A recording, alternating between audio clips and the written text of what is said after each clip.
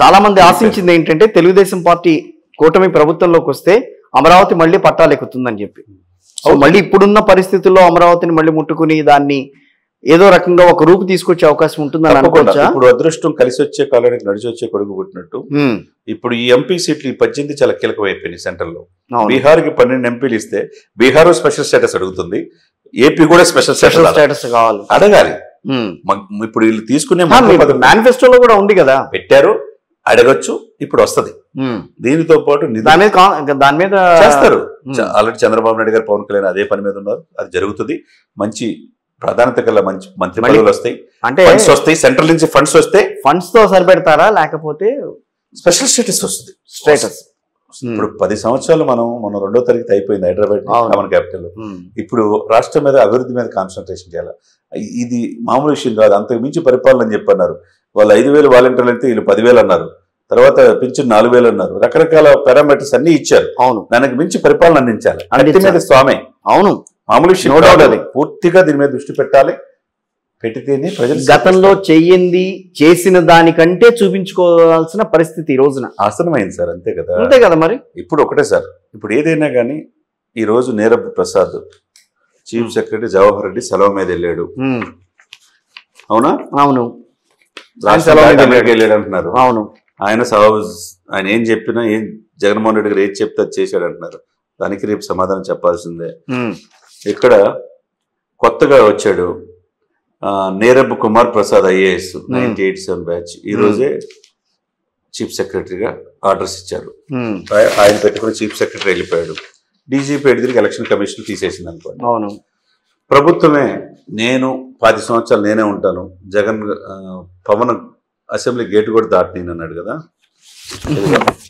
Election commission already 175 మంది ఎమ్మెల్యేలు list ఇచ్చేసింది. అవును, ఆంధ్రప్రదేశ్కి స్టేట్ నోటిఫికేషన్ ఇచ్చారు. వీళ్ళు ప్రమాణ స్వీకారానికి రెడీగా ఉన్నారు రేపు 12వ తారీఖు. ఈ 175లో ఓన్లీ 11. ఈయన పోతే 10 మంది ఈయన అమ్మటం ఉంది. అవును, ఆ 10 మంది కూడా రేపు ఎంతమంది ఉంటారో తెలియదు. ఉంచుతారా, తీసేస్తారు, వాళ్ళని కూడా లాగేసుకుంటారు. ఇది విచిత్రం. ఇది అఫీషియల్ గా ఇచ్చిన ఇది. ఇకపోతే సామాజిక వర్గ సమీకరణ కూడా మనం చూసుకోవాలి.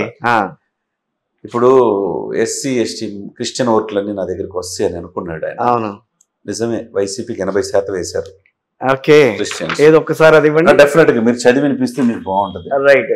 అంటే కులాల వారీగా ఓటర్ల జాబితా దాదాపుగా వైఎస్ఆర్ కాంగ్రెస్ పార్టీకి 80%, కూటమికి 20%, ఎస్సీలు ఎస్టీలకు వచ్చి 70%. అంటే వైఎస్ఆర్ కాంగ్రెస్ పార్టీ 70, కూటమికి 30.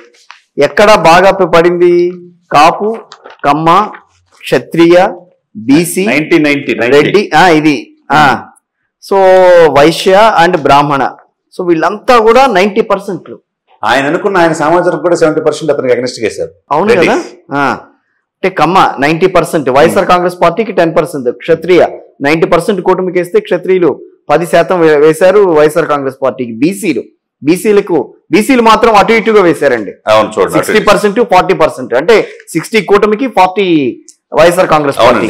సో రెడ్డి కులస్తులు 70% కూటమికి వేయటం అనేది కొంచెం ఇక్కడ ఆలోచించదగ్గ విషయమే.